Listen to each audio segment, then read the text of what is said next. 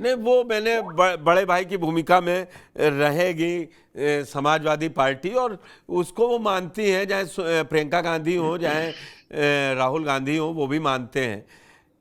शिवाजी, आपको क्या लग रहा है ये गठबंधन अब क्योंकि सारी लड़ाई यूपी से ही बड़ी होती है, लोकसभा अगर यूपी ने इतना बड़ा झटका 29 सीटों को ना दिया होता तो आज कुछ सीन दूसरा ही होता।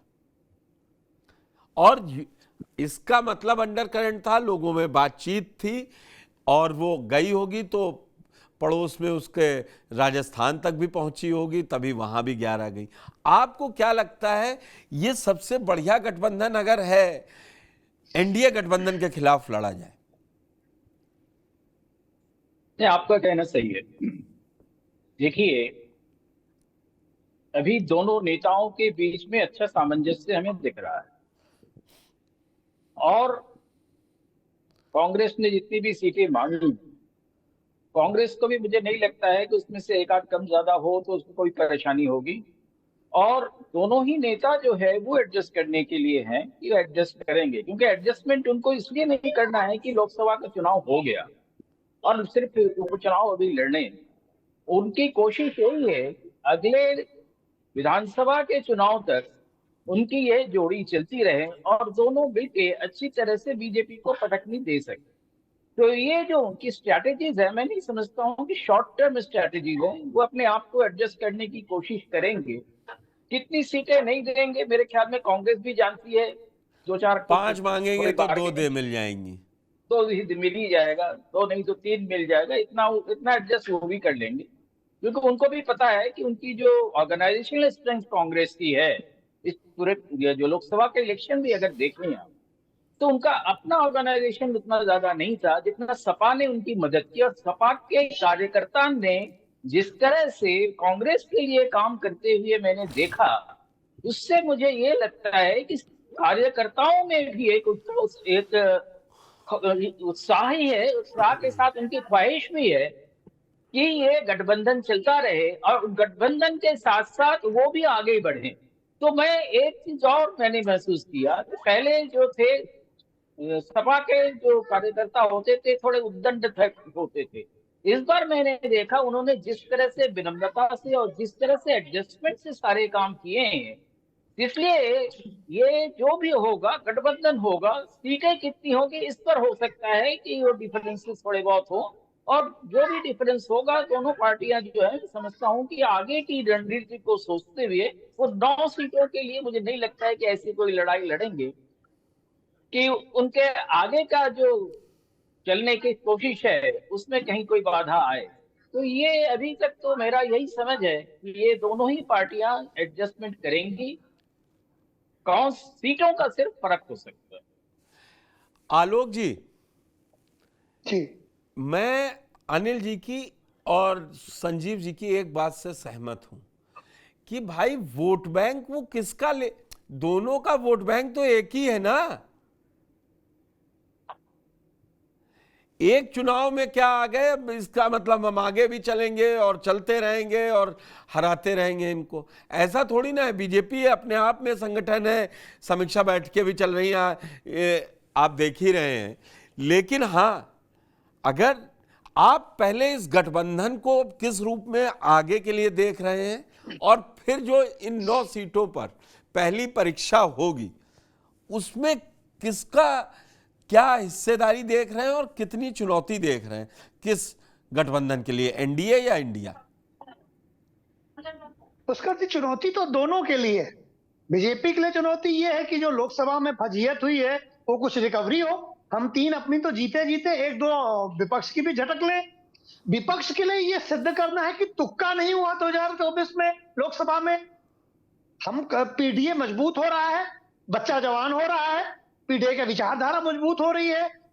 देखिए, जो लोकसभा का चरित्र है, मैं फिर कहूंगा, वो अलग तरीके से काम करता है। लेकिन इसका मतलब ये तो नहीं है ना कि विधानसभा बिल्कुल अलग हो जाएगा। उड़ीसा आप देख लीजिए, उड़ीसा में बीजेपी 21 में से 19 जीती और विधानसभा भी जीती।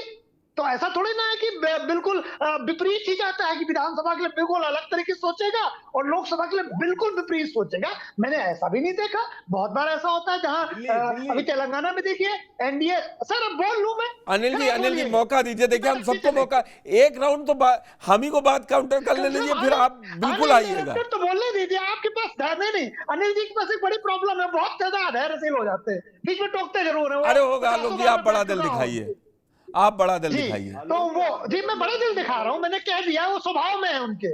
वो जैसे विचार आते हैं तो फिर ये भूल जाते हैं कि सामने वाले को पहले बोल लेने दिया जाए, वो उनकी थोड़ी सी दिक्कत है, मैं एडजस्ट कर लेता हूँ। तो मैं सिर्फ ये कह रहा हूँ कि अब अनिल जी आप ही बोल लीजिए पहले, आप अगर आपको दिक्कत है। अच्छा दो मिनट आप इसका काउंटर दे दीजिए। व्यक्तिगत रूप से ये गलत है, कभी ऐसा किया नहीं मैंने आपके साथ। अरे ऐसा गलत आरोप नहीं लगाइए कि मैं आपको बैठ चुके हैं सर, आपको यहाँ इस बार टोका है इसलिए कह रहा हूँ, मैं टोका नहीं। अरे अनिल जी आप मुद्दे पाइए प्लीज, हम शांत करवा रहे हैं। एक मिनट, अरे व्यक्तिगत मत लीजिए, मैं दोनों लोगों की तरफ से, आप कोई पॉइंट उनकी बात का काटना चाह रहे थे वो बताइए। व्यक्तिगत आरोप नहीं लगाना चाहिए, गलत है। व्यक्तिगत उन्होंने नहीं लगाए, मैं आपको बताऊं, आलोक जी बोल रहे थे, जब आप बोल रहे थे तो आलोक जी नहीं बोले। आलोक जी ने अपने सारे पॉइंट लिख लिए होंगे या याद कर लिए। आरोप लगाना पुष्कर जी कि अनिल जी में धैर्य नहीं है, ये बोलते हैं ये आपने बीच में टोका तब उन्होंने लगाए। देखिए मैंने इनको याद दिलाने की कोशिश की, एक शब्द बोला दिल्ली, इसका मतलब आरोप लगाएंगे तो गलत है ना। और ये अनेकों बार मेरे साथ बैठ चुका है आलोक जी, मेरे ख्याल से 50-60 डिबेट तो कर चुके हैं हम दोनों मिलके। अरे ठीक है, आप दोनों लोग हैं, प्लीज अब इस बात को, आलोक जी आपको कोई पॉइंट कहना है, उनकी जो बात कर रहे थे उसमें कुछ कहना हो तो बताइए। वो उन्होंने, आप जब बीच में बोले तब उन्होंने कहा कि, और मैंने बीच में इंटरवीन किया तब आई बात। जी आलोक जी बोलिए। तो मेरा अपना मानना है कि जो भारतीय जनता पार्टी को मैं बार बार एक लाइन कहता हूं, ये बहुत चर्चा में है, एक्स्ट्रा फैट बंद कर दिया जनता ने। जितना वजन था ना, इनको घमंड था 303 सीटें होने का, फैट छाट दिया, 240 कर दिया। अच्छा पुष्कर जी जानते हैं ना, एक्स्ट्रा फैट कोलेस्ट्रॉल बढ़ाता है, हाई बीपी कर देता है। जनता इनका कोलेस्ट्रॉल बढ़े, हाई बीपी बढ़े, काटो फैट इनका। अरे वो काट दिया, वो ऑक्सीजन उधर दे दी जो आईसीयू में थे, वो आईसीयू बाहर आ गए। एक आदमी के पास वजन कम था। देखिए संतुलन बहुत जरूरी है। बीजेपी के लोग हवा में थे, किसी की बात नहीं सुनना, अपने आप को भगवान मान लेना, ये क्या है? आप बीजेपी का घमंड देखिए, आज भी वो 4 बातें बीजेपी को रखता आते थे रट के, दे नॉट वेल प्रिपेयर्ड, तैयारी करके नहीं आते थे। बोले मोदी जी योगी जी हम जीत जाएंगे, बात खत्म, हमें किसी की जरूरत ही नहीं है। जब आप जनता से बड़ा अपने आप को मान लेते हैं तो चर्बी घटती ही है, चर्बी घटना जरूरी था। और आपको फिर बता दें, अभी जो ये 9 सीटें में हो रही है, बीजेपी 3 इच्छा ये कम से कम रखी रही होगी ना कि 3 हमारी बची रहे, नहीं इज्जत धुल जाएगी हमारी। तो आप इमेजिन करिए कि बीजेपी 3 में से 1 या 2 और हार जाती है अपनी वाली में से, तब नहीं ऐसा भी नहीं है। आप तो कतई आलोक जी, फिर मतलब इस समय बीजेपी गाजियाबाद, मेरी बात सुनिए, पुष्कर जी मेरी बात सुनिए, मैं कह रहा हूं कि बीजेपी अगर 3 में से 1 भी अगर हार जाती है तो उसके लिए कितनी एम्बैरेसिंग स्थिति होगी, मैं ये कह रहा हूं। नहीं सही बात नहीं कह रहा, मैं कह रहा हूं अगर हार जाती है। हाँ, और सही बात है, अगर उनके सहयोगियों की भी सीट ले ली, आपने मझवा ली है मान लीजिए, और मझवा मान लीजिए आप निषाद पार्टी को दें और ना जीत पाए निषाद पार्टी, तो किरकिरी तो एनडीए गठबंधन की होगी। इसीलिए मैंने सवाल में अपने दोनों गठबंधनों की चुनौती कहा था जी।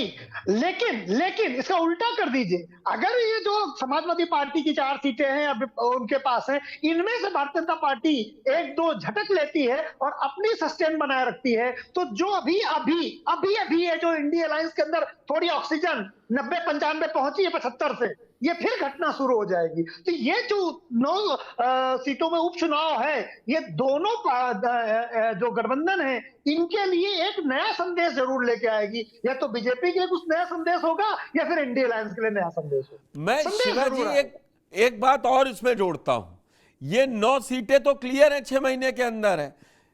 कहा जा रहा है कि जिन 7 विधायकों ने क्रॉस वोटिंग की है, मनोज पांडे, राकेश पांडे, राकेश प्रताप सिंह, आशुतोष मौर्य और पूजा पाल, इसके अलावा जो फरवरी में चुनाव हुए, ऐसे 7 विधायक ये क्या करेंगे अब?